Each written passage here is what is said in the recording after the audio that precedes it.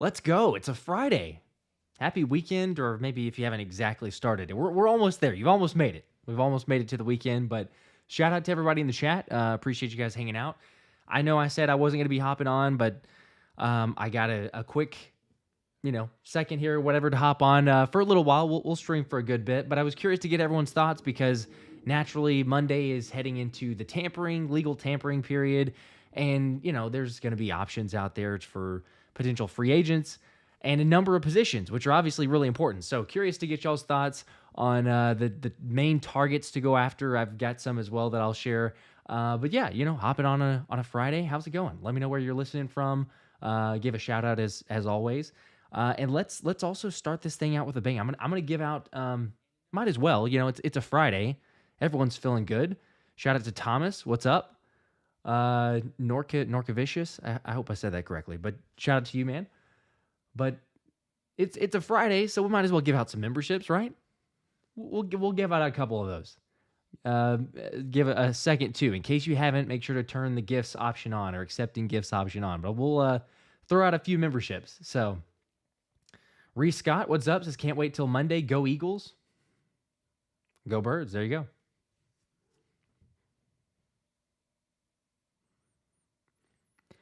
Michael H. signed Barkley, Henry, and Swift. Just run the ball every down. Yeah, that's I'm curious if we'll even have one of them, honestly. But yeah, you get all three. Sure, why not? Just run the football every single time.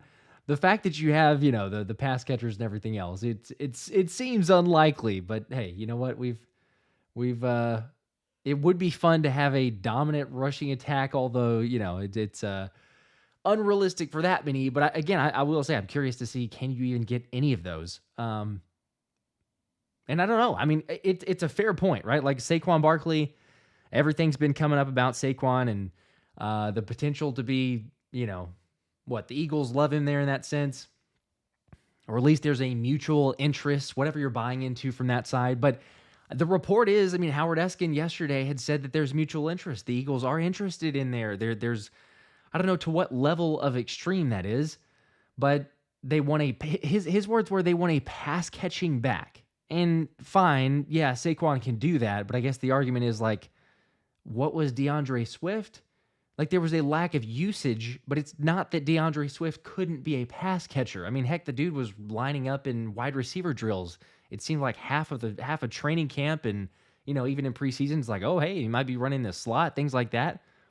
I get it. You watch the highlights there. You can see it. Yes, Saquon, we all know he can catch passes. He's a good route runner, catches passes, yards after catch.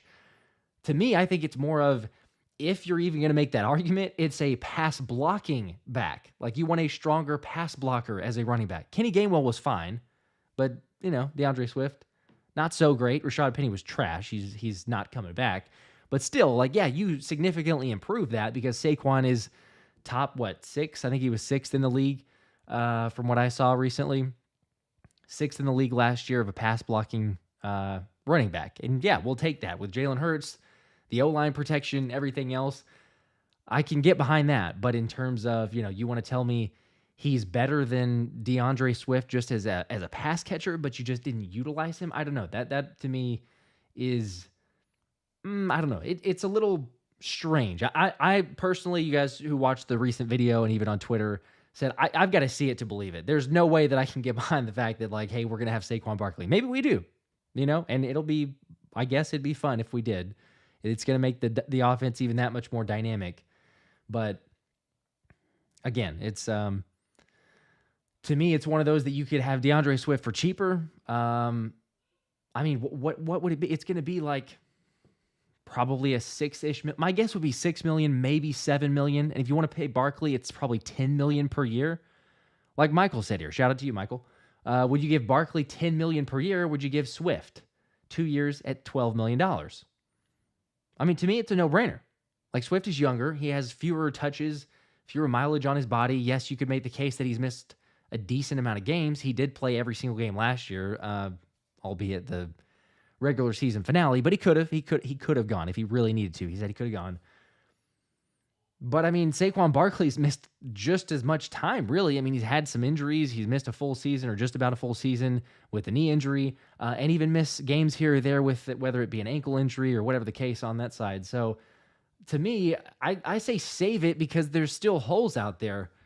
Saquon is, yes, if both players are healthy, I wouldn't really argue or disagree that Saquon makes you better in the sense of getting a player who can actually, you know, just be I guess, more of a game changer, great game breaker, take over it in that sense. But is it worth the extra 3 or 4 million, especially whenever we're trying to squeeze pennies here and get everything that you can on the defensive side? I don't know. To me, probably not.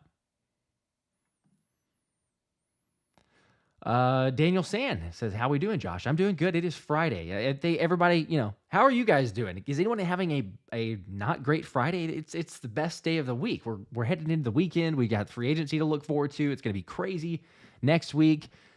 Shows and videos and live streams. Make sure you turn the notifications on because we will be going live. Thomas Mott and myself, as soon as any breaking news happens, and I'm sure there's going to be a crazy amount of it to begin with. But yeah, we're doing great." Thomas Gray, shout out to you, says, "What up? Love your stuff. I appreciate that." Philly fan, what's up, Josh? Listening from Hawaii. There you go. Which island? Which island yet? I've only been once. We went to Oahu, and that was about a year ago, right after the draft. So we had a blast. It was a great time. But gotta say, I'm probably a little jealous of how it is. I don't know what the weather. I'm assuming it's usually always great, but assuming it's pretty good. Thomas said, "Would like to get a safety in free agency, not a fan of the options in the draft." That's fair. Personally, I'm of the mindset to get a free agent via safety, especially the amount of safeties that have dropped at this point. I mean, if you caught my last video, I was talking about the amount of money in terms of cuts that's been saved so far. You just add up all the NFL teams. I mean, it's into the 9 figures. It's over $100 million. And so you don't see that very often. I don't quite understand it, but like you've got a laundry list of safeties that have been dropped, and yeah, we could get into that too. I mean, what's the top option for safety?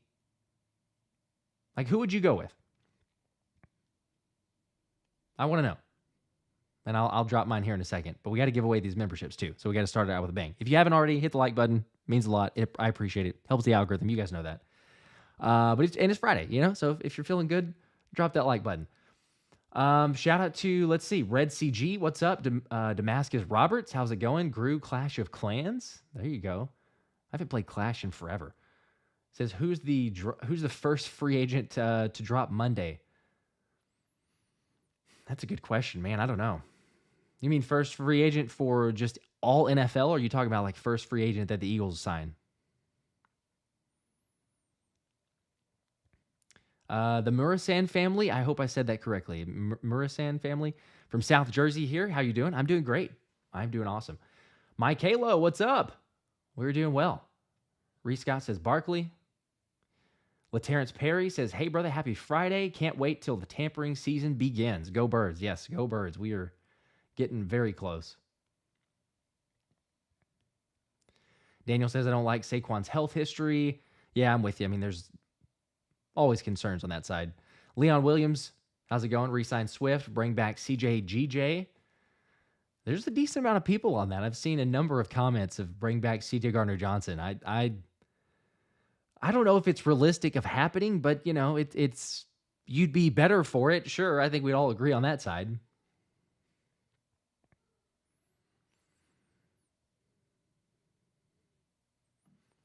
Question here, the Merson family, assuming I'm saying that still correctly, but what do you think about Xavier Worthy getting endorsed by D-Jack? Yeah, I saw that. If you didn't catch it, Deshaun Jackson endorsing Xavier Worthy, probably especially after the 40-yard dash time that he ran at the combine.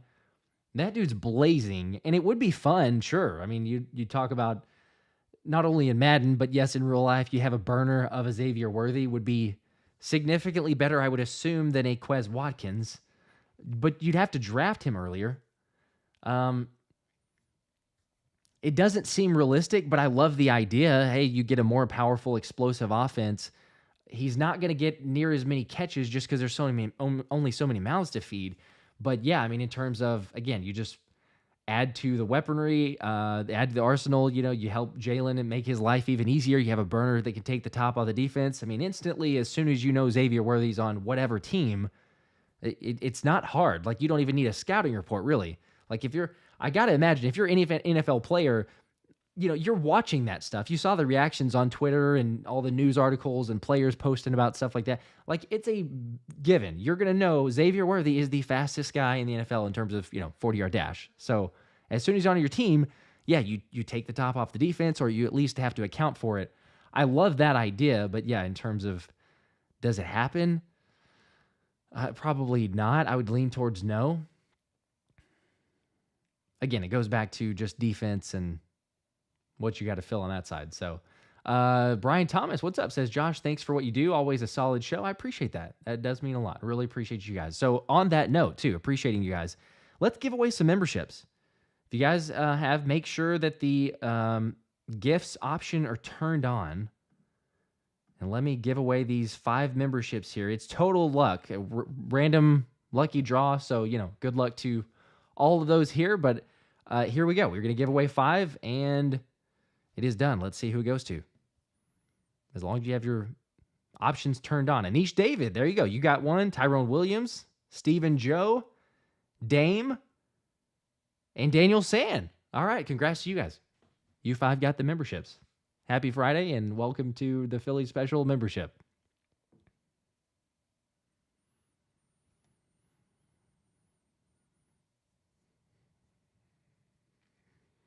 And yes, just in case anyone's asking or curious, I don't get to pick it. I literally randomly chooses based on the algorithm. So I have no control of whoever won those, but we give them away quite a bit. So congrats to you guys. Bird Gang Tommy V, or is that Tommy 5? Good afternoon, Josh. Good afternoon. How's it going? Hope you had a great weekend planned. I'm going to be headed out of town with the family, so hopped on here to chat birds and free agency news and everything else. Any questions or thoughts or just anything, really, kind of catching up on that. Tyrone, it's your birthday? Let's go. Maybe the algorithm knew that because you just got the membership. Happy birthday. Oh, Philly fan Oahu. Okay. I'm late to getting into some of these comments. Serenity, what's up? Says, hi, Josh. Happy birthday. We got, someone saying Tyrone Williams. There you go. Here's a good one. Let's see. Is that Zoroark Illusion? Zoroark? I'm sorry. I'm butchering some of these names. But any contract, you think we'll actually hear any contract talks on Monday, or do you think we'll hear nothing until Wednesday? That great question.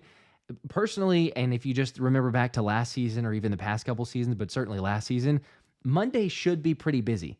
Like, usually that's when and some of it's smoke and mirrors, so you got to take what you hear with a little bit of a grain of salt. But however, as soon as you get to hear the legal tampering period, like, agents and teams sometimes and everyone else are going to leak information to the media and to different reporters, because whether it's legit interest, which an agent would want you to believe that, so maybe they'll leak it, or it's not as much of an interest, but you're trying to boost up your guy and get him more value, then you might leak out some, hey, we're talking to these 3 teams or these 4 teams, something like that.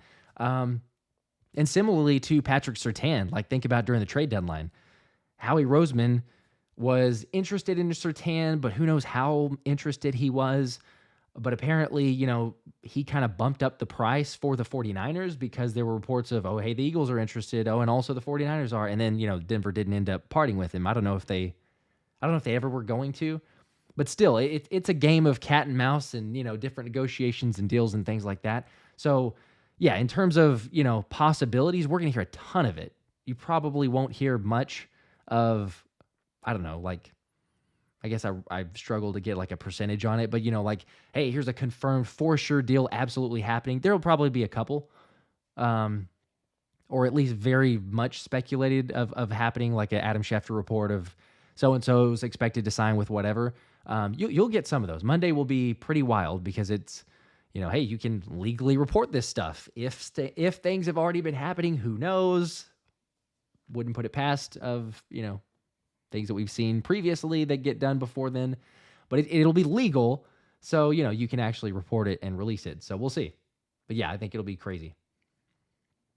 And a reminder, we will go live as soon as any breaking news. There might be something Monday. I I think Wednesday will be ridiculous. So we will definitely be live then.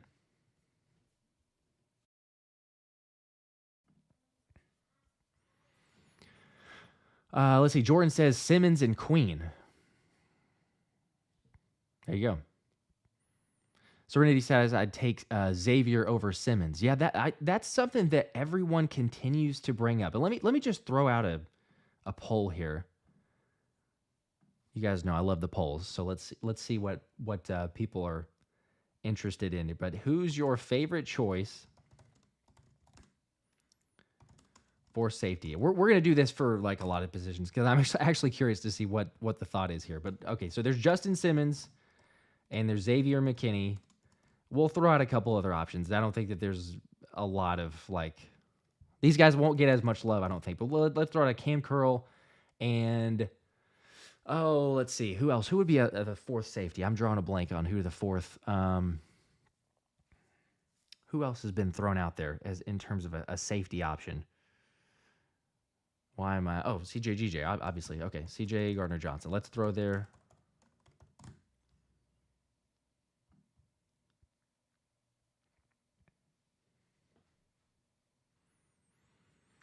Oh, I see Zoroark. Okay, yeah. You said I just meant in terms of talks regarding Howie and some free agents. That's fair. Okay, I didn't know if it was NFL in general or Howie.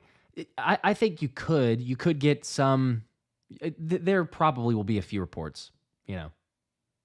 Maybe nothing solidified, but yeah, like hey, Eagles are interested or possibly pursuing so and so.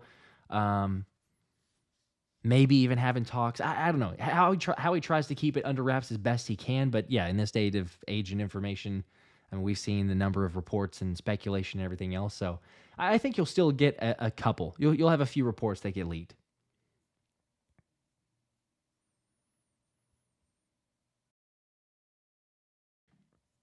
And yeah, I see some names. I did leave some off, so forgive me if there's someone else that I should have put on that poll. There's Jordan Poyer. Andrew Jackson's Buddha. What happened to him? Yeah, Buddha Baker kind of fell off of the speculation or the rumored to the Eagles. Let me get to the super chat though. White Birch Acres. Hey, I appreciated the 10 bomb on a Friday. Let's go. Says glad to finally catch you live at work. I hope we pay Reddick. Love the content. Support from the Northeast Pennsylvania. By the way, how do we turn on the accept gifts option? Oh yeah, okay. So, and I know I did it this time, but we give away memberships all the time. So you go there. It should be down towards the bottom, and people, please help me out if I'm not 100% on this, but I have done it. If you go down towards the bottom in the chat, there should be an option down there of membership gifting. So it's like a I don't know what it's like a dollar bill icon, I guess. If you click that and then click the membership gifting, usually there's an option there to turn on accept gifts. And as soon as you do that, then anything that pops up on the channel, we've had some people give away memberships, and I usually try to as well every once in a while, just a thank you back to you guys. But then, yeah, you can accept those. So there you go. Appreciate the 10, though, and the support. That does mean a lot.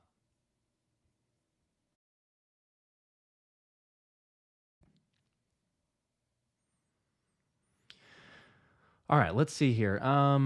We've got, and yeah, let's keep this going. I know I got the poll up there for safeties. Let's see, let's get a little visual going. Always love that little screen share. There you go. Okay, so Justin Simmons, everyone knows it's great potential, right? He was released from Denver. I feel terrible for Denver, and I brought up Brandon Perna in my recent video too, just the ridiculousness and misery that he's had to go to. But it makes it quite fun if you watch any of his recaps or the new worst game ever and all the other stuff. So talking about like Russell Wilson and the negativity from his side, there's tons of cap casualties. I can't believe it. 85 million that you got to pay for Russell Wilson is absolutely ridiculous. But still, hey, you know what? Their loss could be our gain. A Justin Simmons, bring in a safety. There's tons of reasons to like it. You got the connection with Vic Fangio. Justin Simmons talked about even at the Pro Bowl. The Inquirer's Olivia Reiner, shout out to her. She had the report there, but basically asking him what he thought of Vic Fangio. And he said, man, he was incredible. Like Philly's getting an awesome defensive coordinator. He taught me a ton, changed my game, changed my perspective, how I prepare. We've heard that a number of times that, Fangio, he's going to demand quite a bit, but in the end, that's also going to be a positive thing. If, you're going to have guys who are dedicated and, take that next step. And you've seen it. Like, there's a reason that Justin Simmons is a 4-time All-Pro and 2-time Pro Bowler. Also, you got to remember, too, Christian Parker, he's the Eagles DB coach, so you got to love that. There's familiarity there. You're coming over to a scheme. Simmons knows the Fangio scheme. He's played it well. He's been with Christian Parker. There's lots to like on that side. Christian Parker knows where to put him in the best spot, so I think he can be able to maximize his usage. And you probably get him for fairly cheap. If you think about the recent contracts that have happened, and even yesterday, Tyrann Mathieu, he got a 2-year, $12 million or something like that.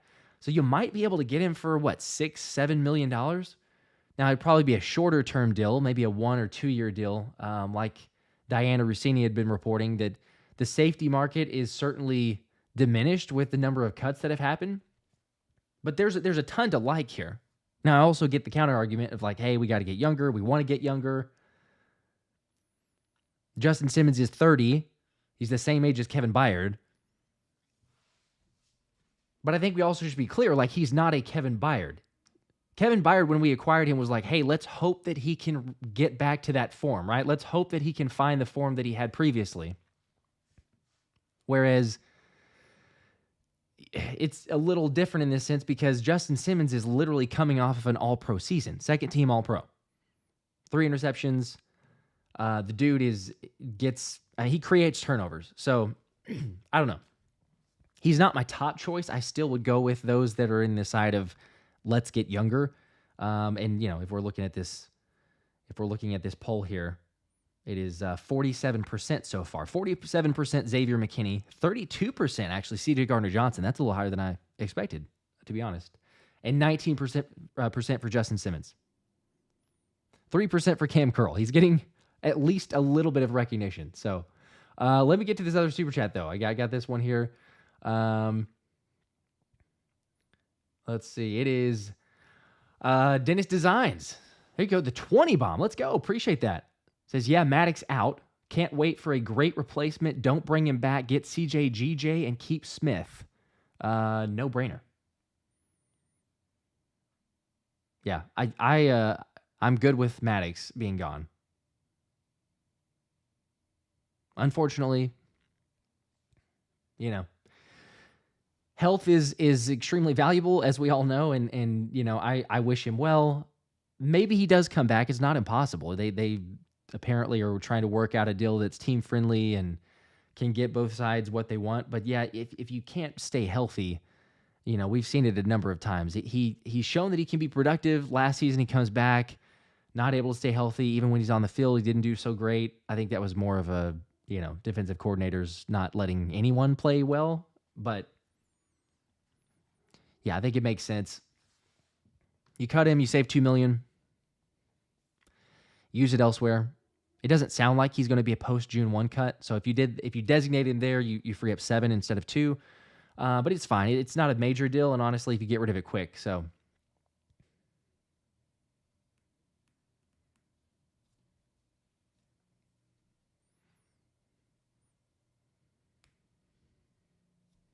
yeah, it says get CJ GJ. I don't know, man. The whole thing of CJ Gardner-Johnson, though, I get that there's a decent amount of percent. I see it on the poll. I see it on the comment here, too. It's just, to me, I just don't think that CJ Gardner-Johnson, out of all the safety options, I would say it's Xavier McKinney to me. That's the first choice. If I get to pick, now you got to pay him pretty good money.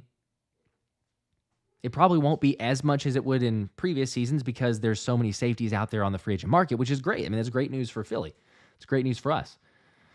But you're probably, the spot track has it at 10.4, I think, for Xavier McKinney. That seems way too low. I still think you'd have to do 13, 14 million at a minimum. Could be even higher than that, but, you just talk about a kind of a deflated market from the safety side. I would pay that for a 24-year-old safety. Get him a 4-year deal, lock him up long term. Although, like Daniel says, CJ is better than what we have now. That's not a not a shock, not a hard thing to say from everything or just looking at this team. But Sidney Brown's going to be good. I mean, I do still believe that.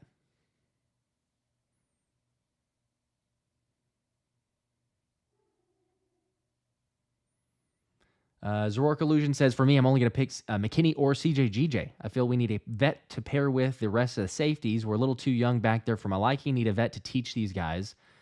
Totally with that. I mean, Simmons is a vet. I'm curious. I know you say McKinney or CJ.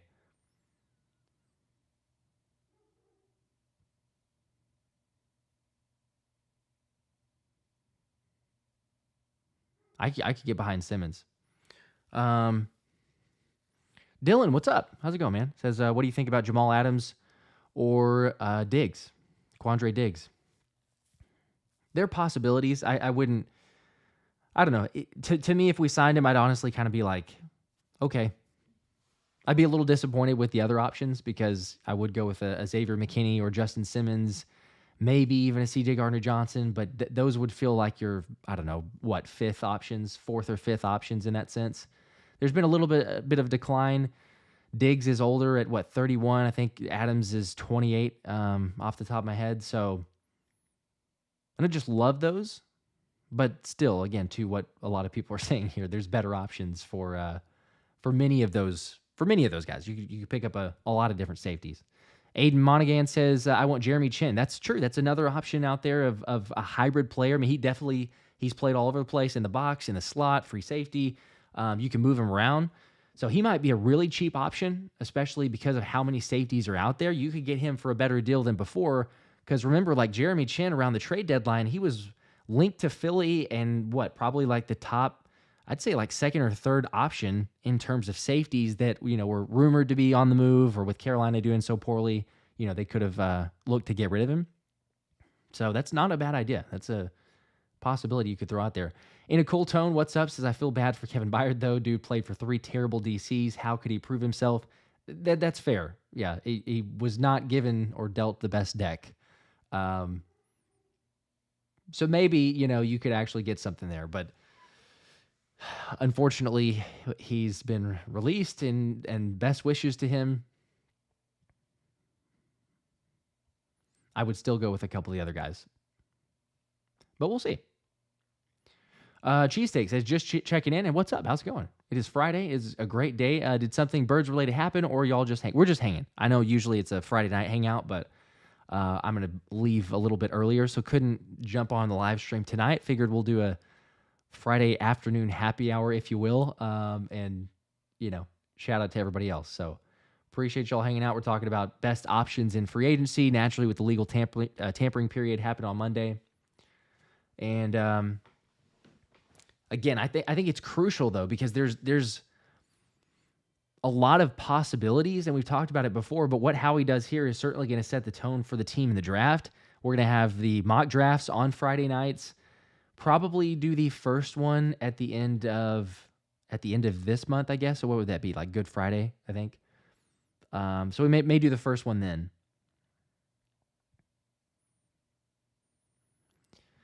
And then it'll actually matter because I've probably gotten up to who knows how many. I've lost count of how many mock drafts, but it doesn't mean as much because, we don't know what the birds are doing in free agency.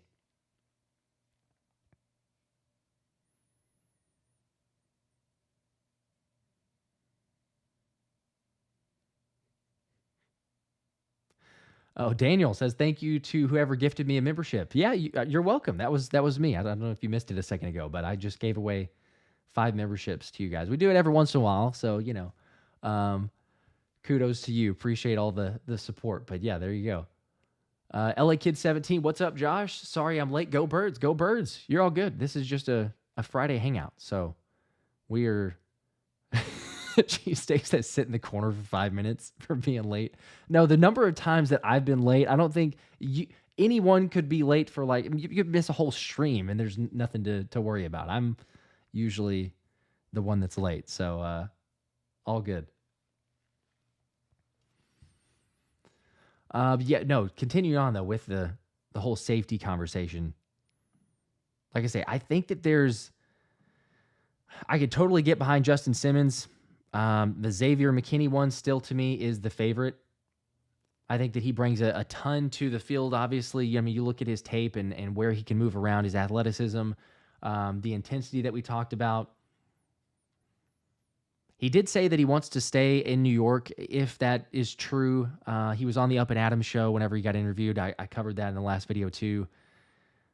You know, again, there's a lot of like political correctness and just saying stuff because they're in contract negotiation period. And maybe he does, maybe he wants to hang around in New York. Saquon Barkley apparently doesn't, and I don't blame him. But if he does, then maybe McKinney is partial and going to figure something out or work something out with the Giants. If I'm New York, I don't let a 24-year-old stud safety leave. I mean, yes, the market is decreased a little bit, but in a sense that should help me retain a player in that way. But New York's done some crazy things too, like giving massive amount of money to Daniel Jones and among other things. So I don't know, but I am hopeful. And if I'm McKinney, then I'm looking at it and saying, hey, do I actually want to go play for a contender? Maybe look at the Eagles there. I think that there's a ton to like, and that's why I say he's my favorite. It seems like he's the vast majority of people's favorites to be the safety option for the Eagles. But it would be a big signing, and I think you'll probably only it might be surprising or I don't know, a little unrealistic, perhaps, just knowing Howie and seeing the cap space and the holes that we need to fill. But I think at best you're going to get like one major signing. The question will be, who is that and who would you want it to be? Like if you can only do one major signing, like take your pick, like one of the top two or three guys at safety or the top two or three guys at linebacker or the top two or three guys at pass rusher even, right? Because like, let's say, Haason Reddick, which we can get into here in a second.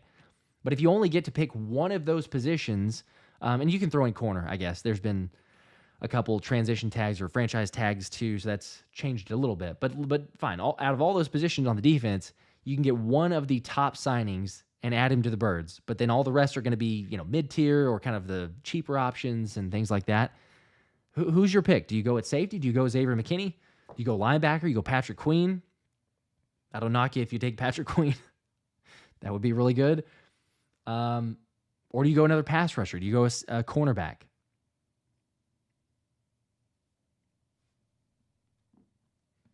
The beauty is there's tons of options. So that's where, again, I'm hyped for next week. It's going to be crazy. It's going to be madness. But it's exciting because I think you're going to have a pretty, a relatively drastic shakeup. It may not be, it's not going to be insane in terms of, hey, we got all this star power and you added multiple, massive contracts or things like that. But hey, you could get one. And I think that's what you have to look forward to is, wouldn't surprise me. Reports are that Howie's going to be aggressive, particularly at safety and linebacker, as well as slot corner. Zach Perman, shout out to Zach having that report. But from the combine, who he talked to, his sources kind of saying those are like the three spots, the main spots anyway, that Howie's going after. So it leads me to believe it's kind of like a toss-up. Where is he going to spend most of that money or go after like a major signing? And Xavier McKinney's looking pretty good. That would be, like I say, I kind of go back and forth on whether or not that's Xavier McKinney or if it's a linebacker like a Patrick Queen. I don't know if that's realistic of happening because I think that we could be outbid by teams that have a ridiculous amount of cap space.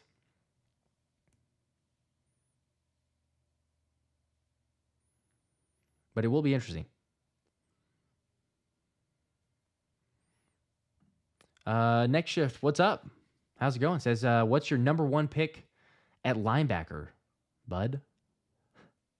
Well, bud, my number one, unless you might be talking to other people in the chat. I think that's for me. Draft-wise, it's Edgerrin Cooper. Like I get Peyton Wilson is really good, but to me, it's just the injury concern, and I just, for whatever reason, stay clear of that. So I can understand if you stick with it and say, no, Peyton Wilson's the guy, he might be there. It wouldn't surprise me if he's the first linebacker taken, definitely would not surprise me. But My pick would be Edgerrin Cooper. And if you get him a second round, I've seen a lot of mocks. It'll change, I'm sure, as we get closer, but that would be who I would go with, linebacker-wise anyway.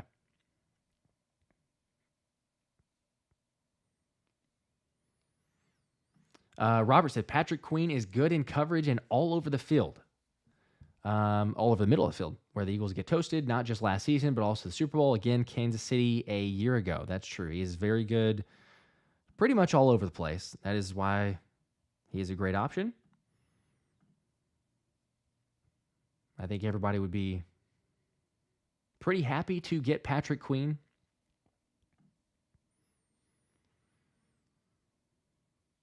I mean, dude's just been a baller naturally. Everyone knows that, but you also talk about too, and this is the only part, or maybe the main part. I shouldn't say the only part. This is the part where I go back and forth of why it would be so significant to have Patrick Queen. I hope that N'Kobe's good. I hope that he does well. I've said it a number of times. But that linebacker is the enforcer of your defense, and we've seen this past season. You saw it with the Ravens. You saw it with the Chiefs. You saw it with the Niners. Good teams, not all of them, but good teams have linebacker play. And there probably should be a little bit of a shift from Howie's mindset. Pay the linebacker, watch it pay dividends.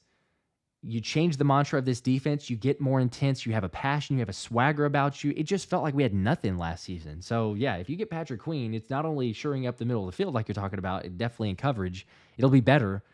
But I love it just from the perspective of, okay, hey, you got your leader for, however long you sign him, however long you lock him up. Same goes for Xavier McKinney, and Fangio loves getting the middle of the field shored up and figure that out. But, yeah, it's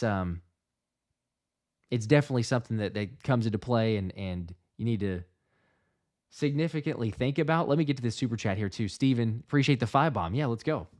I'll take Queen on over everyone. That's where just about everyone's at. Speaking of Queen, we need a new attitude on defense. That is perfect timing. I missed it a couple minutes ago. Perfect timing for the point that I was making with Patrick Queen. Yeah, the attitude just felt off.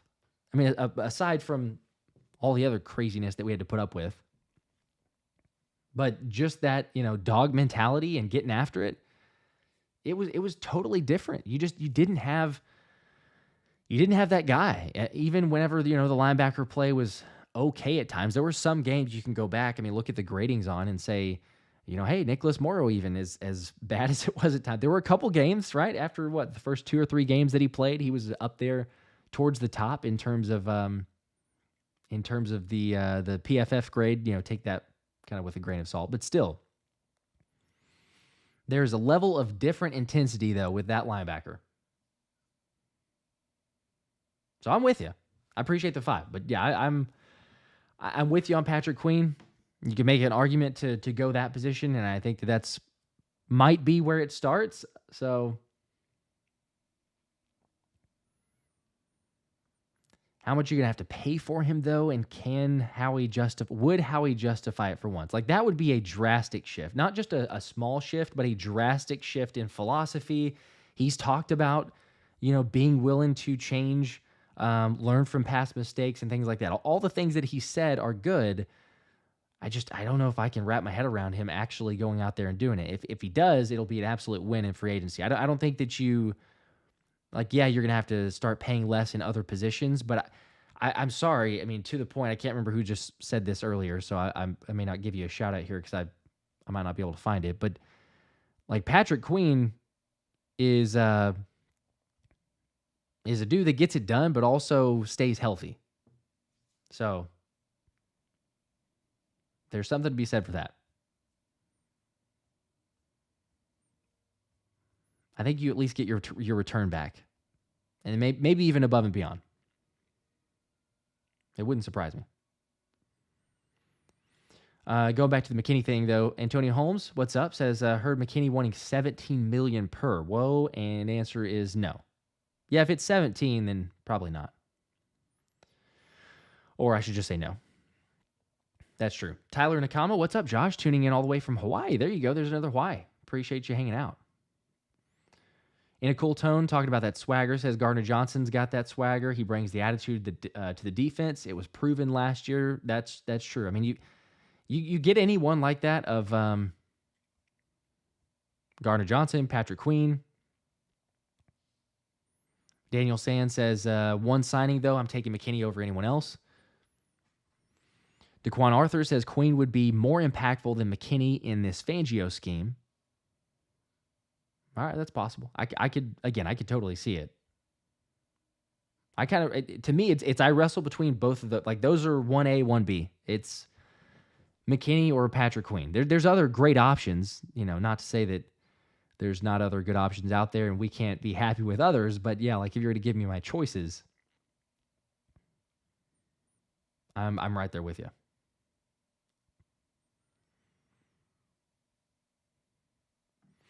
Reese, a question here says, what do y'all think about Bryce Huff from the Jets? Birds on him too. Linebacker could play on the line. Could play on the line like Reddick. Yeah, I talked about him on the last video. That may be what you're referencing as well, but I think he's worth a look. Can't imagine, though, that he's going to be an option unless Haason Reddick doesn't come back. So that's where I go back and forth on, too, of if Hassan's not here, then you kind of couple or like piecemeal it with a few guys. I don't know. Maybe you go make a big acquisition, but it's almost like if you're not willing to pay Haason Reddick, I know you could get younger. I just don't see you saying, hey, we're not going to pay Haason. Let's say he wants 25. Let's say that's the number that they're not willing to go to. Let's say hey, we're not going to pay you 25, but we'll go and pay this other dude 20. Like if it's within $5 million or so, like I can't envision a world where what you have in Haason Reddick and you're going to go $5 million different, unless again maybe it's a 24-year-old and someone who's really worth it. But still, even in that sense, it almost feels like, hey, you could piecemeal it together with a couple signings like a Bryce Huff, who I would love. That'd be great as a backup option, and a Andrew Van Ginkel. I think you could get both of those for the price of a Haason Reddick. And then, if you're asking between the two of them to get you, somewhere around 12 sacks, something like that. More of like a situational pass rushing type of deal, but it could be good. Deep Space says, I could see the Eagles getting 2 linebackers. I would love it. I mean, the more linebackers that Howie wants to get, certainly, like of the solid quality and variety, but yeah, like the more linebackers we can get, that's probably a good thing.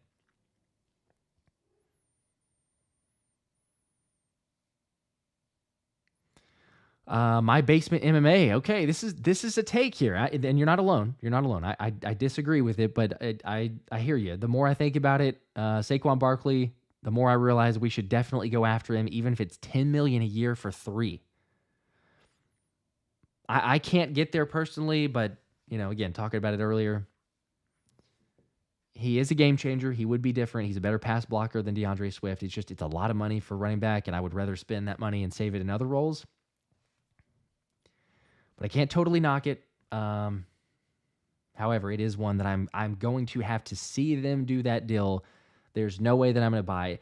And I mean, even if it's a very reputable source and report, I know that Howard Eskin said that there's some interest, but I'm talking about like if we get something like of the Eagles are close to a deal with Saquon Barkley, even then I'll probably be like, well, sorry. Like once it's signed, I'll believe it, but it's just hard to fathom right now.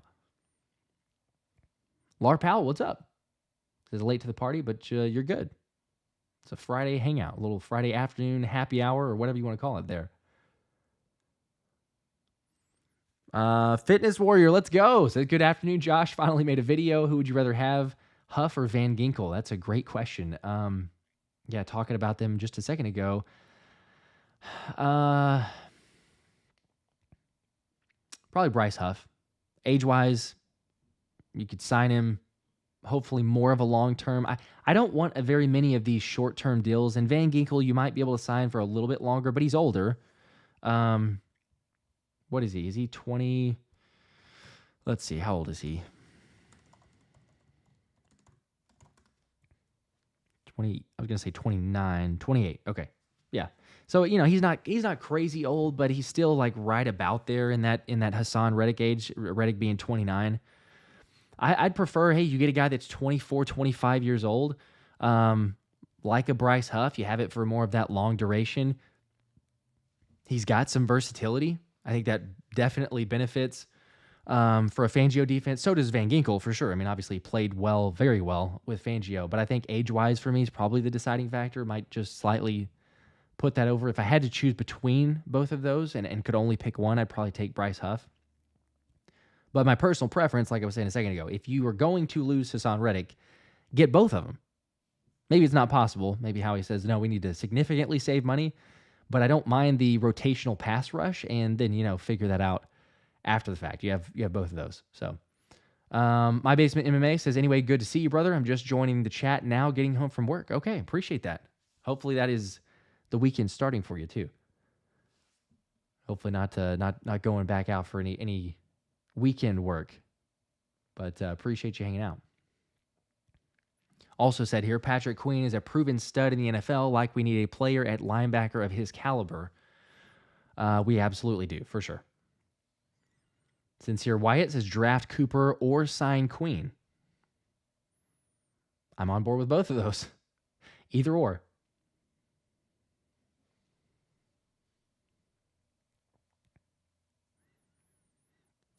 Yeah, Rad, LOL, Deshaun Jackson talking about Worthy being fast. Doesn't always translate. That's true. Does not always translate. Honestly, it's almost like, it feels kind of like a curse in a way. It's not everyone, but it seems like the vast majority of you set the record for the 40 time, and I don't know if that necessarily sets it up for failure, or you have extra, I don't know, like pressure on you or things like that, but it seems like there's maybe a target on your back in a sense. It's not everyone. I'm not saying if you're fast. I'm saying like the fastest of the fast, but yeah, it doesn't always translate. I still think in terms of if the comparison we were talking about earlier was Quez Watkins and Worthy, and I think that, yeah, you could probably assure yourself that he's going to be better, but I just don't know if you're going to spend that amount of draft capital on it. Here's a hypothetical too. Imagine if we trade for Patrick Surtain, if Denver is willing to move on for some draft capital, possibly rework some contract stuff with Bradbury and send him to Denver or trade him elsewhere. Yeah, I guess it would depend on what draft capital we're talking about. PS2 is a stud, and you've obviously got you've got his DB coach. You got Christian Parker. So like we were mentioning a second ago too, that makes a whole lot of sense to me to bring in a Justin Simmons. He's not my first choice, but still makes a lot of sense if you did go that route. And here's the thing too. Like, I'll say that Justin Simmons is not my first choice. However, if I had to pick right now, if you're going to ask me what's the most realistic, like if you got to go place money on it or bet money on who do the Eagles sign in free agency, Justin Simmons is at the very top. Like, that's how confident I am that Justin Simmons becomes an Eagle. Maybe it doesn't happen, and maybe the fact that I'm saying it, you should steer clear from it, for those that watched the weekly against the spread. But we were okay. We were above 50%, so what am I saying? But no, I really think that that's very likely, even over Andrew Van Ginkel, because I think AVG depends on what Haason Reddick does or what the Eagles do with Haason Reddick. Now, if Reddick goes, then I think that Van Ginkel becomes an automatic lock to come over to Philly. But until then, you already have a hole at safety. You need some veteran leadership. You need a guy that Fangio trusts, has played really well, is not on the decline. I mean, the dude just was an all-pro like we were mentioning earlier. So if I got to predict somebody and you want me to, actually put some money on that, I would say Justin Simmons would be the most likely that I'm going with. I don't know if PS2 is a legit option. It would be fun. And also the whole Bradbury notion, I just, like, what are you going to get for him? That's the part of talking about trade. I think it's literally you cut him or you keep him on the roster. No team is going to look at that tape and say, yeah, he could be resurrected. Now, they might believe they could, but they know they don't need to trade for that. It's, well, hey, if you don't want him, just cut him. Like, get rid of him and we'll just sign him and we'll try to see if it can work. I think there's such bad tape out there from Bradbury. I don't care what he did the previous season of a second team All-Pro. Any team, if I'm any GM, I'm looking at that and going, sorry, like, I'm not giving you anything for that. I can go find any of a James Bradbury on free agency or draft someone that's probably better There's a number of options out there. So to me, it'd be highway robbery. If you can find a team that's willing to give you any sort of compensation back for James Bradberry.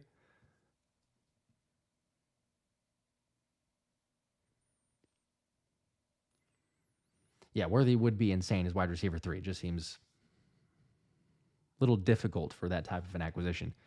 Jay Chowdix, I think, says, whoa, Friday hangout stream. Let's go. Do you think we can get Worthy in the early second? Possibly. I just don't know that you would. Why'd you have to make this during my school hours? I'm sorry. It's not gonna be perfect for everyone, but I appreciate you even, hey, hanging out briefly, I guess, and commenting. It's usually a Friday night hangout, but like I said, I gotta jump here earlier, so figured we'd hop on a bit earlier today, and we'll be back to the hopefully regular scheduled programming pretty soon. It's been a crazy month, and I've got like brother's wedding and bachelor trip and all this other stuff going on, so it's been wild, but appreciate you guys hanging out. Let's see. Jay, what's up? So somebody just posted a video of a player walking into the complex on Facebook. Dude was pretty big lineman or possibly even a linebacker. Okay. Let's see. Let's see if I can find that then. What is it, on Eagles Facebook or...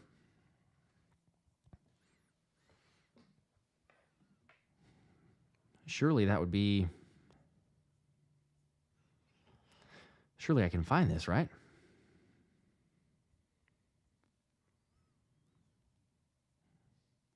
Do you have the link for that? Can you just share it on the chat?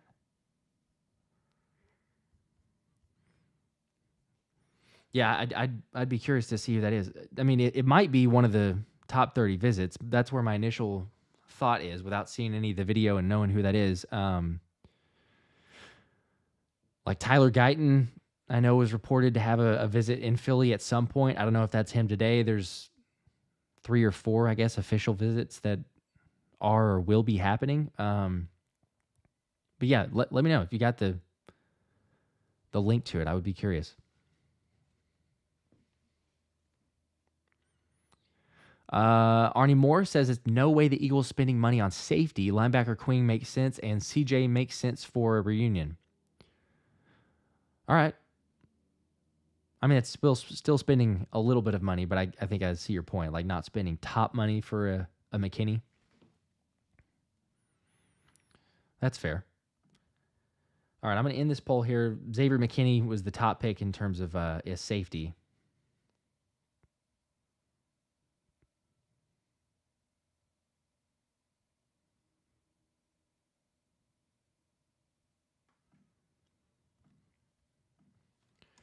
Let's throw this out here.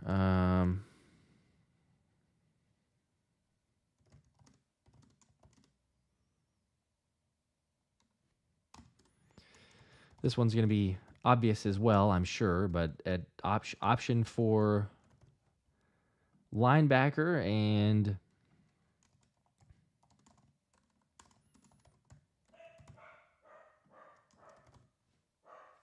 let's see, we got a couple different options here. This is not really as much, like, I know that a Van Ginkel is a possibility, but it's not as much in the sense of like the inside line or the off-ball linebacker. I know he can play kind of both, but we'll just throw this one. Who's your choice for linebacker? And then, again, I'm expecting this will probably be a runaway poll, but just to put it out there, I'm curious how high of a percentage Patrick Queen gets to. This should be blatantly obvious, but maybe not. Maybe it's some other names that get thrown out there, or at least picked. I think that Queen is obvious. Of course, you have other options, like I mentioned there in the poll or shared in the poll. You've got a Frankie Louvu from Carolina. Been linked before.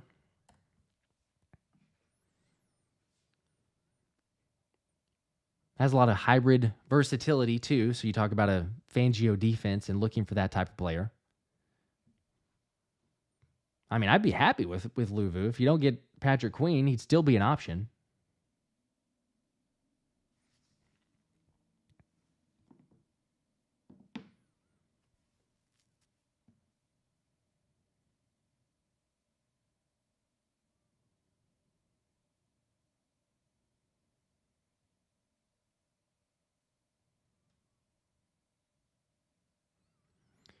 Or you've got some other guys. If you don't want to go with a Frankie Louvu, I mean, it's proven you'd have to pay, more money, obviously, a little bit more significant with a guy like Louvu. It feels like in that in-between or that mid-tier, though, there's also Azeez Al-Shaair. Talked about him a couple different times. Apparently, he is somewhat interested in coming to Philly based on some reports. And then you see Bobby King, too, in the video right there. He is our new linebacker coach. So there's an easier connection. He feels like I don't know if you want to say a budget linebacker, because he's still going to be, require a decent amount. But he's not that Patrick Queen type level. So he's a dude that would make a lot of sense to me. It wouldn't be very surprising if we did end up signing Al-Shaair to bring him in as a linebacker. I think he's got some potential coverage-wise. It's not his strength, but it's not a terrible part of his game either. It's not like an extreme weakness. But yeah, not at that same level of a Patrick Queen. So, but with the familiarity, again, we've seen that a number of times from the Eagles, and you really see it everywhere. If you know the player, have some faith in him, previous connections, then you might bring him in. So if I was going that route, if Howie decides he doesn't want to spend top money like a Patrick Queen, Azeez probably is the most realistic option, I guess, that I would put up there for linebacker. 163 tackles last season. I mean, he's gonna go out there and get tackles. So that's at least good. Does need some coverage work, sure. So maybe not the best in that sense, but yeah, like My Basement MMA was saying, I feel like we need to double dip. I mean by that is free agents are proven players in the NFL. Rookies, no matter where you draft, you never know for sure. That's a great point. True.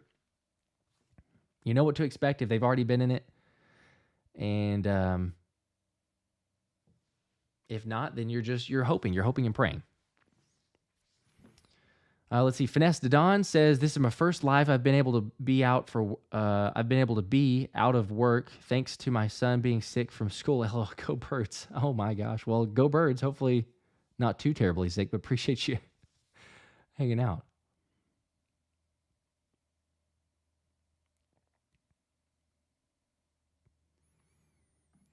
Donovan, what's up? Makes a great point here. When we won 52, Jenkins made the sideline adjust their attitude and body language. When we went down early in the fourth quarter, veteran leadership we need, and that intensity we've been lacking, without a doubt. You saw it a little bit, but it's too few and far between. And you didn't have enough, I think, guys speaking up or kind of changing the culture. So if that's a Patrick Queen, if that's a Justin Simmons, Xavier McKinney possibly, I'm okay with going out there and getting one, maybe two of not, I don't know, maybe not as young of a player or situation there.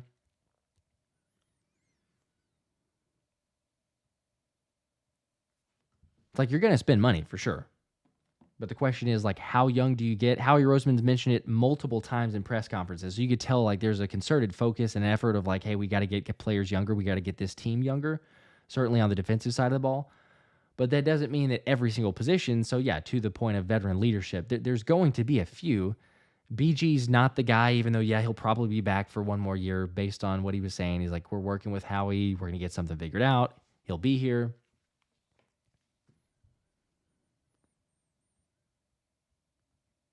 But to me, if you have one signing of, say, okay, hey, you know what? We signed a guy that is over 30 or 30 or above. Justin Simmons makes some sense. But again, you can also get that veteran leadership with a guy who's younger and below 30 and a Patrick Queen. You just have to pay top dollar for that.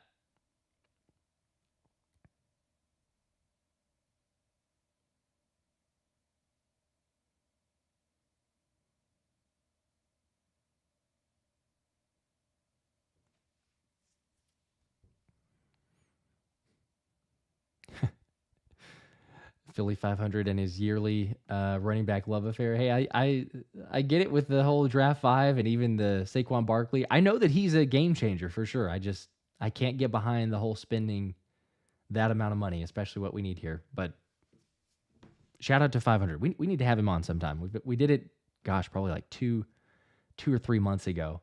We'll do that. We'll do that soon.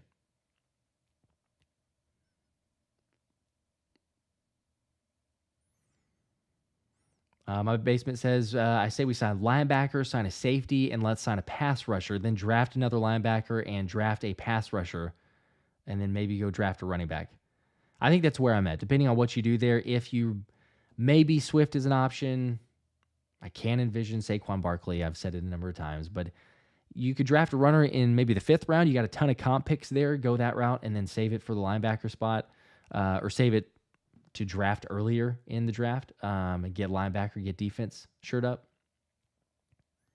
But you can't totally rely on the draft. And to your point there, it's like hopefully Howie, for the most part, fills in the bigger holes, if you will, of a linebacker, of a safety. I'm of the mindset, I know you can't say like, oh, we're set at corner based on what we have right now.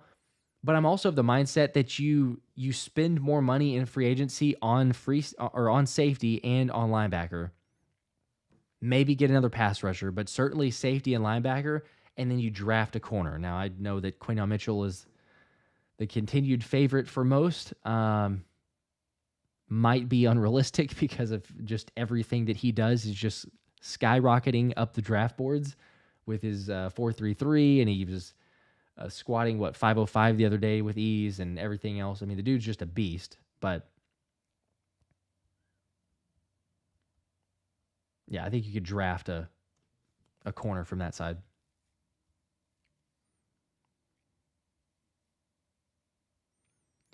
All right, let me get to some of these other comments here. Jordan, what are your expectations for Juergens? Year 3, do we have Kelce-esque expectations or just serviceable?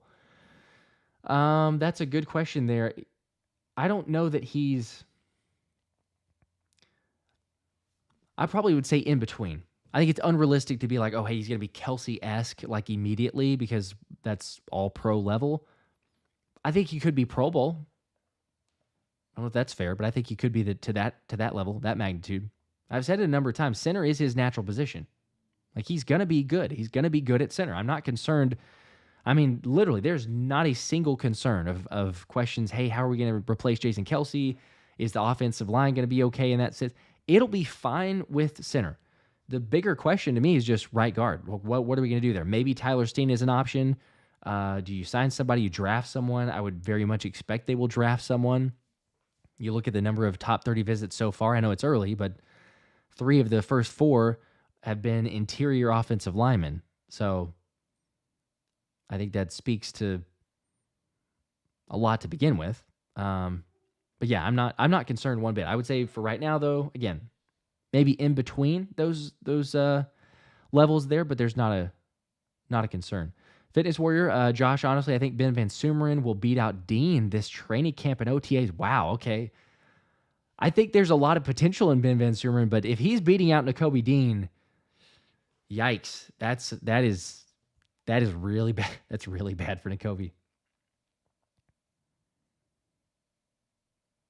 I think Howie is going to protect him as much as possible. Right, wrong, or indifferent. I mean, you've seen it in the press conferences, but talking about the belief that he has in Nakobe Dean and the green dot wear and everything else.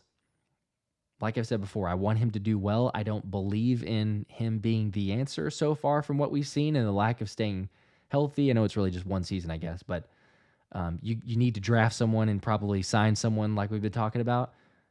Yet if Ben Van Sumeren's beating him out, I mean, I think that's the writing on the wall. That's probably, that might be it. I don't know if you're saying just necessarily Nakobe being done and cut, but that's pretty deflating for your career if all of a sudden, even with the potential Van Sumeren has, I'm not trying to knock him necessarily, but there's a lot of, I don't know, a lot invested, I guess, in Nakobe Dean. So for an undrafted free agent to beat him out in that sense would speak volumes.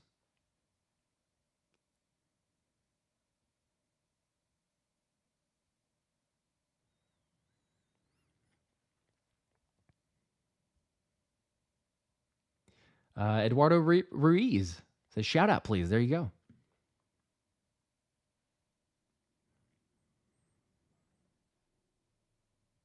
From Roswell, New Mexico.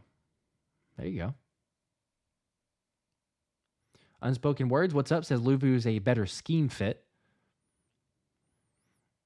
Yeah, I'll be happy with, like I said, a couple different options for the linebacker. There's guys that I can definitely see as viable options and getting me exciting there. So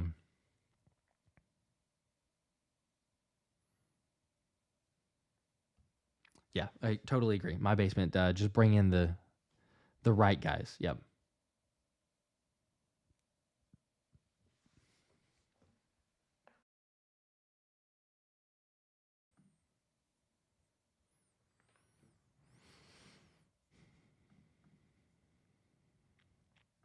And then there's the question of Haason Reddick too. You know, what does Howie do there? We'll probably get, talking about the legal tampering period, right? So Monday's going to be the time when that takes place. We will begin to get reports. It'll be, I would think it's going to be fairly crazy. You'll have some stuff of, hey, Howie Roseman possibly maybe meeting or talking to players, or who knows? It'll be a couple different ones, but I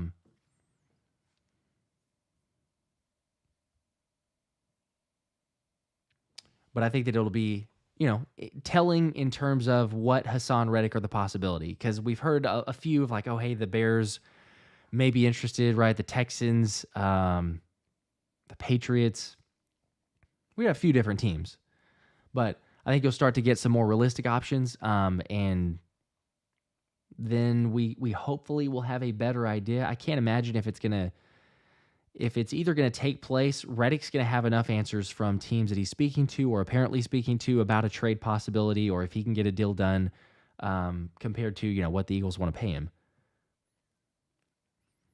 But if it's not close, then surely he's just going to be like, all right, let's get a deal done in Philly, and just go ahead and sign, be done with it, move on. If he doesn't, though, then I think you also have your answer and say, oh, okay, hey, you know what? Might be moving on from Haason Reddick, and then who do you go after? Talking about earlier, again, Bryce Huff as a potential option, Andrew Van Ginkel. It is going to mean more reps for Nolan Smith. I think regardless, that's going to happen. Howie said, you got to get the young guys some more playing time, but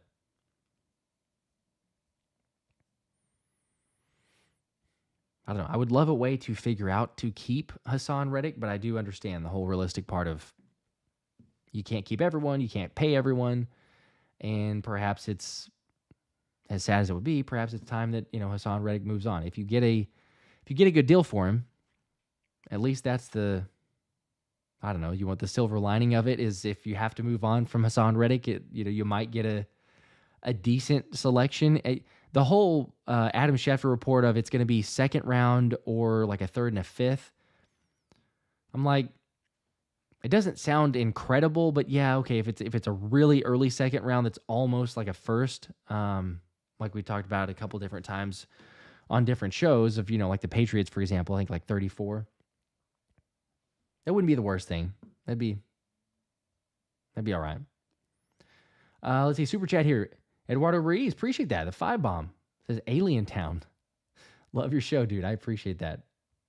That's right, Roswell, New Mexico. Heck yeah. Happy Friday to you too. Hope you're having hopefully you're set up for a great weekend. If you've might be a little early, I guess, to be off work. Some people possibly are, but I'm headed out for the weekend, so getting an early start.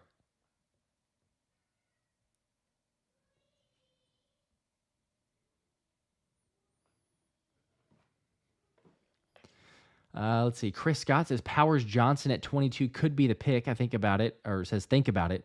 Mailata, Dickerson, Juergens, Powers Johnson, and Lane. That's a young beastly O-line. They could be together for 10 years. It's true.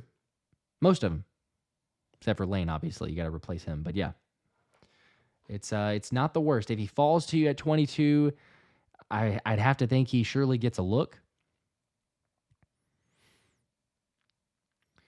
And not that Stoutland needs it, I mean, we trust him like crazy, and it's not like he couldn't get a good sense of what players are or what they're going to be.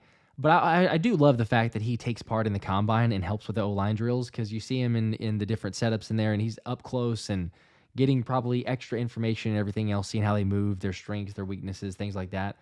But yeah, anytime you have a top prospect of that caliber, that if he's available at 22, it would not be surprising if all of a sudden they're like, oh, hey, well, Philly's turned in the card for Jackson Powers Johnson.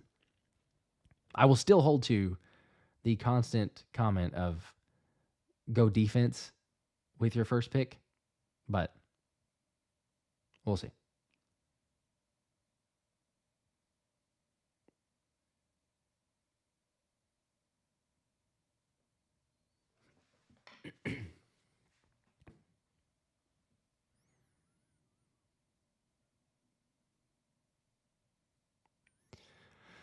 Yeah, Nathan says Haason 345. Not sure how underpaid that really is. He wants 25. That's massive. It is massive, but comparatively, that's fair. If you look at his production, I mean, I don't see how 25 is unrealistic.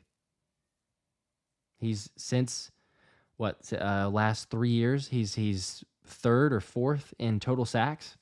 Production has been there. And he's 17th, I believe, 17th highest paid. You look at also like the franchise tag. You have Brian Burns and, who's the other one that was just tagged? Why am I drawing a blank? There were two that were just tagged, and it basically gets them up to like $24 million. So again, it's kind of like, okay, you're setting the precedent for what the cost will be or what people are going to pay. Salary cap also goes up 13 or 14%. So 25 seems totally fair. It's just, I also get it if the Eagles say, well, we're not paying you that because of you being 29. But if he's a 10-plus sack guy for the next 2 or 3 seasons, then that number is totally fair. I don't see a problem with it. Unspoken says, Huff is him, check his tape. Yeah, that's I do like Bryce Huff. A crazy win percentage. Pass rush. It's hard to say. Pass rush win rate percentage. Yeah, dude's a stud. He doesn't rush all the time, so he's more of that situational pass rusher, and I used it in the clip from the video, the most recent video, but Greg Cosell talking about it. But yeah, when he is out there and when he is pass rushing, he can be good. Be interesting to see if he becomes a starter, though, because usually he's not playing as many snaps. So he's fresh. Whenever he gets in there, he's going to, or I should say not a constant starter of like playing, 60 snaps a game. I think it was more of an average of, I want to say it was like 30 that he played per game average about. But he might not need to. Again, like that's the rotational pass rush that we do here, so it could just be perfect and you just slot him in. Fitness Warrior, yes, I can. Would you be able to explain to us how your end of the month chats go and what you talk about? Yes, promoting. I appreciate that. There's a little shameless plug here as well, but not a plant. Yeah, so basically for anyone which we gave away memberships at the start of this, but for anyone who does have a membership to the channel, if you're a Hungry Dogs tier or higher, then you're able to be a part of the end of month Zoom call, basically. So it's a Zoom call, able to be face-to-face, do it for about an hour.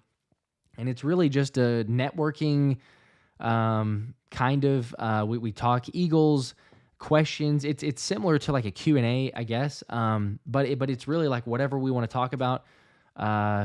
Some people have been able to actually meet and then figure out times to link up because they were in the same city. And so, it's just a cool way, I think, to interact, a little extra added element for the members, because we're always hanging out on, usually Tuesdays and Fridays, but it's a face-to-face, more personality there.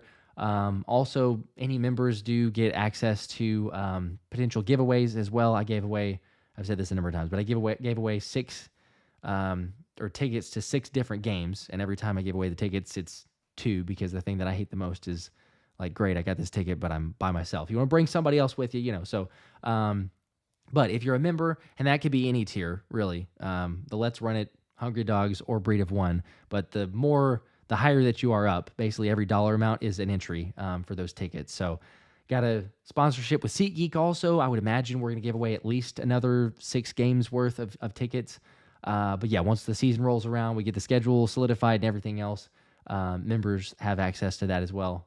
And then also, of course, I'm sure you're seeing the emojis that get used on the live streams and the chats and everything else. So there you go. There's the shameless plug. There's the cool thing for the members, I guess. But that's the last Friday of every month. So Hungry Dogs tier and higher, last Friday of every month. We go for about an hour on a Zoom call. So feel free. If not, it's all cool. Appreciate you guys. But there's the plug. Let's see. Swift Phoenix says my choice of linebacker is obviously Queen out of context, but I think any of the other two are great options, and I also think I'd be fine with getting one of those guys and splurging to get Xavier McKinney. Yeah, I could be on board with that, no doubt. If you're gonna get somebody and you're gonna spend some money, you go either or, and I would be happy with either of them. You get a stud linebacker and then have to go a little bit more budget for safety or vice versa. Those are fine with me. Oh, yes, Josh Allen. I'm seeing it later here, too. That was the other franchise tag, so I appreciate that.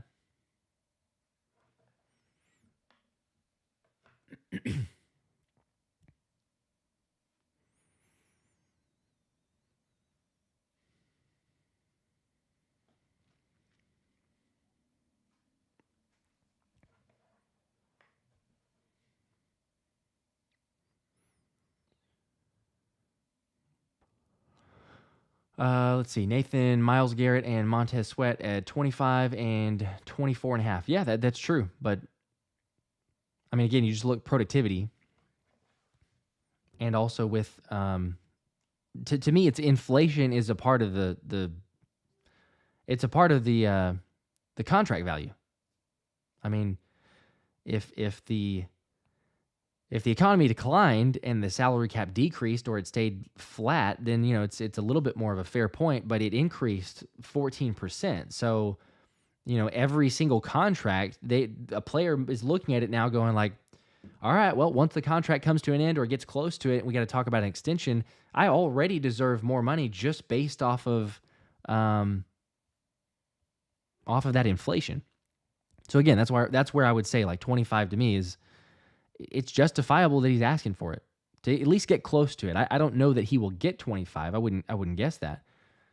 I personally think that it's, we might see 23-ish, 24 million maybe a year. That I know that's super close to 25, but I would say like 23 is where he ultimately ends up, regardless if that's with Philly or a different team. But again, I think that it's totally fair giving the extra 14% bump.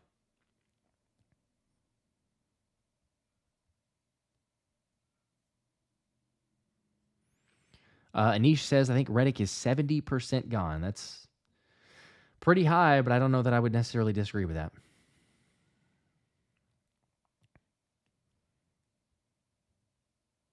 Nathan said, I want to keep him. The flat line at the end of the season makes it harder. I totally with you. It's harder on a number of guys, really. I mean, there's not very many guys who played well. We know that from the end of the season.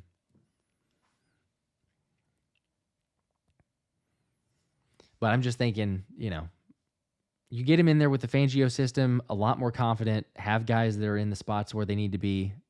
I think that he could. I'm confident, I guess, that he would be maximized much better. Because that was really about the change of Matt Patricia coming on board and then starting to move him all over the place. And I think there's just a ton of not having confidence. But yeah, I'm with you. I would rather him stay there. I would rather we keep him. Realistically, though, I might be a little bit more with a niche of thinking it's I might be closer to 60. I'm going to say 60%. 60% that Reddick is gone. I hope I'm wrong on that. But by the way, we had the poll for who's your choice at linebacker, and that was 62% of Patrick Queen, not surprising, 21% Azeez Al-Shaair, 8% Frankie Louvu, and 7% others. So there you go.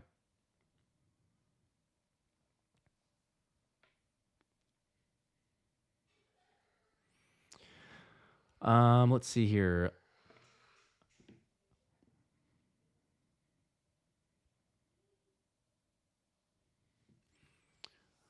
All right, I'll probably go for another, I don't know, 10 minutes ish, maybe 15 minutes. So any other questions or thoughts or just where we're at here, even free agency possibilities with the legal tampering happening on Monday, and then we will be back then. But yeah, we'll go for just a little bit more. And I'm gonna jump off because I got to get out of town, and I'm sure my wife is ready to start heading in that direction anyway.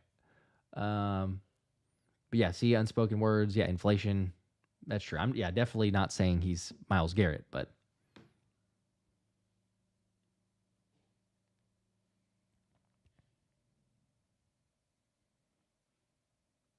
yeah, Reddick and CJGJ, they can play.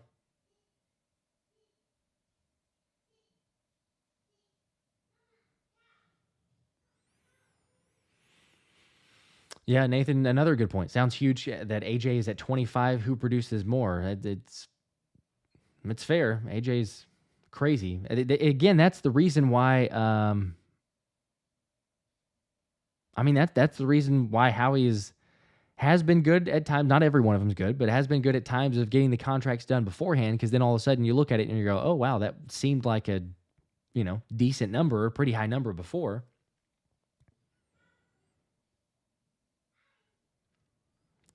And then after a season or two, then you say, "Oh wow, well, that was actually a much better contract than initially thought." So, but yeah, I hear you. It's always the game of leapfrogging the other with the contracts and then what actually makes sense.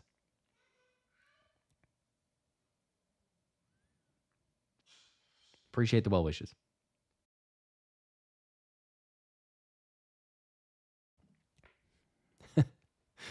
Fitness Warrior says Frankie Louvu underrated in this chat. To be honest, Baltimore might keep him,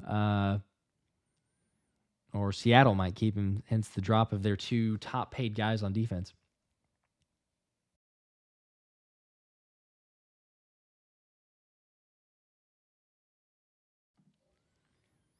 Ernie, what's up?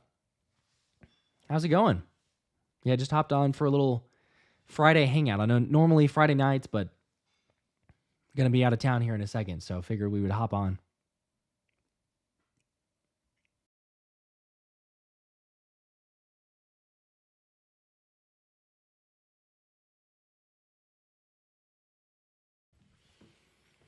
Let's see. Jesus Saves here says the only question with Saquon is health. If he's healthy, he would be elite behind our O-line. I love Swift, but Barkley is more talented. I don't think anyone's arguing that. That's a pretty spot on. Yes, and there's obviously there's a reason he would want to come to Philly too. You get to play with this offensive line. If I'm any running back, I'm saying, yep, thank you. Please let me play with this O-line. This Jeff Stoutland, run game coordinator, everything else makes it so much better. But yes, question, can he stay healthy? He's had a ton of touches in his career. I think it's 1,600, over 1,600 in total. Ton of touches, has been injured at times. So has Swift, though. That was the knock on him. He couldn't stay healthy, and then he finally did for a season. So, yeah, it's kind of back and forth there. To me, it's the financials. If all things were equal and you had the money, I'd be fine with Saquon. But like I've said a number of times now, given the holes that we have, and particularly on defense, I'm saving every ounce of that I possibly can, knowing that we can, maximize a runner's ability on the defense. I would rather spend it and save it for a linebacker, save it for a safety, and get those guys.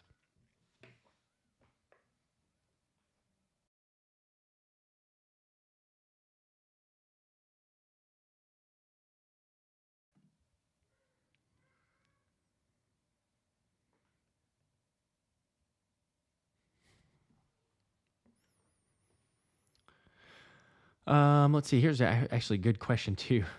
Fitness War, why do you think there's so much interest in Saquon for us rather than Jacobs or Henry? Yeah, I don't know. That's interesting. It's I would say there was initially Derrick Henry has been a decent amount of interest, I will say, in Derrick Henry. Josh Jacobs is one that has not. I'm not 100% sure on that one. it could be just the ties of certain players, right? Like within your division, players really, really well. Um, I don't know. I mean, Josh Jacobs, obviously the Bama ties, so there's some of that, but that one hasn't hurt as much. That one's a little bit curious. But Derrick Henry, the reports around the trade deadline or even last offseason, a deal that's going to be done, very close to being done. Nothing obviously happened. But we've seen the reports. I mean, even what the Eagles were like second best odds. I don't know if they still are, but were second best odds at signing Derrick Henry. So I feel like that one's certainly come out there before. But Saquon, I think it's just the fact that he's there in the division and there's an expressed interest. And, again, sometimes it's agents that are throwing things out there, trying to hype up a certain player or just, get teams to fight over their guy. But it's all it takes is one report. So I think between Saquon and Henry, it's kind of gone back and forth because whenever the Henry buzz was going on, there wasn't as much with Saquon, and now it's Saquon. But yeah, Josh Jacobs, for whatever reason, has not been the same magnitude. It's been just those two. It could be the level of fit too. I mean, you talk about like if it's legit, the report of Howard Eskin saying the Eagles want a pass-catching running back, that doesn't make a ton of sense to me if it's just that, because like we mentioned earlier, the whole DeAndre Swift, he can catch. He can be a good pass catcher. They didn't use him as much that way. But if you want a pass-blocking running back, or someone that can also do that, I'm not saying Saquon's only a pass-blocking, but has the ability there, then that one makes sense. So I could see that. But yeah, I don't know. I don't know fully of the reasoning on that side. It's interesting. Mark, what's up? Says, been a minute since I last tuned into a live stream, but do you think the Eagles are done with Maddox or they're going to rework a deal? Yeah, I've kind of, whenever it first happened, the report was that both teams are open to it. They might rework something, try to get a player to come back. I don't know. I kind of think that they're going to just move on. I mean, I guess it depends on how little Maddox is willing to accept. If he wants to just be like, I'm going to do some sort of prove it deal, basically. And then, it either works out for him here or it parlays that into his next team a following year. Like maybe he signs a 1-year super cheap deal of a prove it to make sure that he can go and get better value next season. But I'm kind of leaning towards him not being there. You might have a team that's willing to pay. I don't think that even with the lack of his total production, I wouldn't be surprised if there's a team out there that's willing to offer maybe a little bit more than what the Eagles would. And then in that sense, if I'm Avonte Maddox, then I'm just gonna say, well, okay, I'm gonna go take that. So I'm leaning towards Maddox not being there. And especially, too, I mean, you look at the potential that we have for the slot. There's guys in free agency. I don't know if you're going to get a big signing like a Kenny Moore, but there's been reports, Zach Berman, saying that Howie is going to be aggressive within even that position. And Howie admitted that he made a mistake at the slot position last season, not having enough depth or not having enough guys ready to go there. So I don't think he makes that mistake again. You got a plethora of different options, I think, because Sidney Brown, even with his health, he might not be available till October, but he has versatility. And especially if you go sign a big name safety, or even two, if you sign, two guys or you sign one, you draft one, Sidney Brown could all of a sudden become your slot option. Like they could move him there, and move him around the field. So that's a possibility. It wouldn't surprise me if Isaiah Rodgers becomes that option at slot. Granted, I know that most of his time has been on the outside, but with his frame and his size, it feels like he could be a better fit at the slot position, especially if, again, you get another corner, you draft one. Keely Ringo, I think, that is, I believe in him. I think there's a lot of potential there. I don't know if he becomes a lockdown corner or not, or if the Eagles, would look at him as a starter. But I think there's some different options. And then again, you could also sign someone from free agency that maybe just proven to be a little bit healthier and can be on the field because, as we all know, the best ability is availability. And so he's just not able to do that.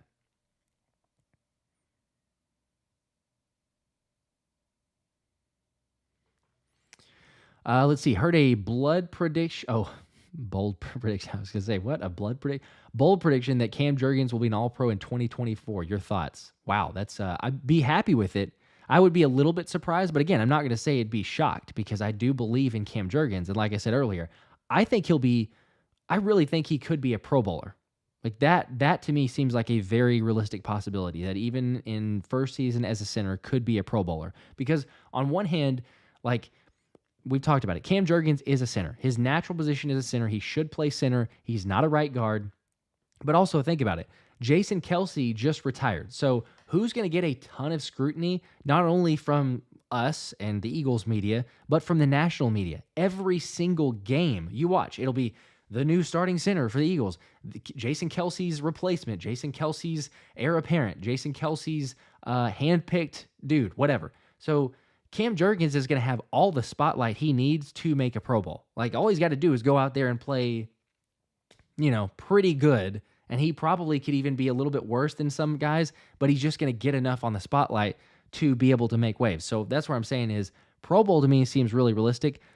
All-Pro, it wouldn't shock me. It wouldn't be total shock, but I would be a little bit surprised if first season out he goes out there and makes All-Pro. But again, you got to be able to play well, but also, the accolades a lot of times are, as we've seen, and I'm not saying that everybody who's won an award is only because of their name, but again, it doesn't hurt. Once you've established yourself, you can kind of be like, oh, okay, that was a little bit of a down year, not a terrible year, but, just not near as extreme as it was to make that first All-Pro or that first Pro Bowl. But yeah, like I'm saying, Cam Jurgens is not going to have any issue because he will be talked about on every single broadcast, every single game whenever you announce the starting lineup. So I think it'll be very possible. Wouldn't be totally shocking. Go Phillies on the school bus right now. Let's go. Had to tune in. I appreciate it. Unfortunately, I'm going to hop off here in just a second. I got to go. I got to jump. Family headed out for the weekend. So, but we will be back for the live stream on Tuesday and should be next Friday as well, hanging out for the Friday night hangout. So we'll do that. A lot of videos to come too. But Anish said if Saquon's interested, probably to be near his home and friends. That's true. Another good point. Yeah, if he gets back there, I could totally see that.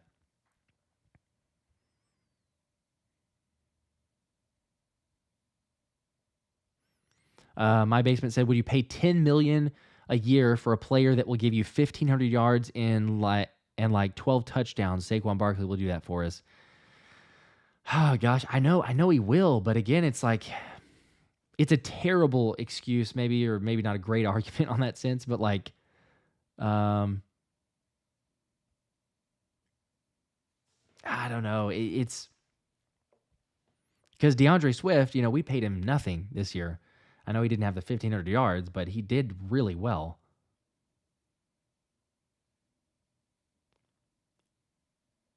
I don't know. 10 just seems like a ton. But I get it. I could be totally wrong. And if we get Saquon Barkley, it's not something oh my gosh, we made a terrible mistake. I think he certainly makes an extreme impact. And I'm not buying onto some people saying like, he had 3.9 yards a carry, I think average, and, some decline on that side. When you're with the Giants and there's not a lot of great options and everyone knows, Saquon Barkley is getting the ball, it's hard to do anything with. So you put him on this offense and it'll change. I think he would be certainly much better in that. Mark says Philly Mike was talking about looking at some of the recently released Bills players coming to Philly. Any of them interest you? I don't know. Like Jordan Poyer with his previous connection, 7th round pick and all that. He's a name out there, a vet possibility, but I don't know. That none of them just jump out to me immediately of saying like, hey, let's go get this dude. I might be able to get talked into it, but I just think there's better options personally. If stack ranking and getting to choose based off of that.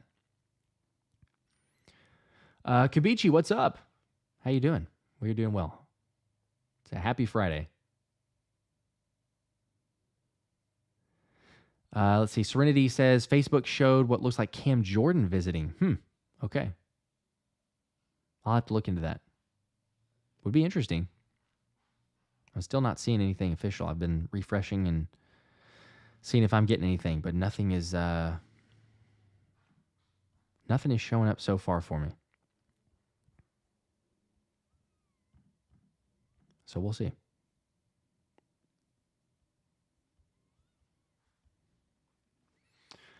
But yeah, I'm probably gonna probably hop off here.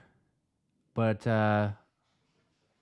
I'll give my final who I would want, who I would prefer, and then we'll see what happens on Monday. So you guys stay tuned. But I'm gonna say again, I think linebacker. I've gone back and forth on this, but I think linebacker is where it starts. There's more of a premium.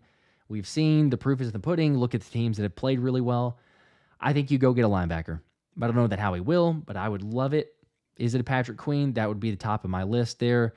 I don't know if that actually happens. So based on reality versus, dreaming for this.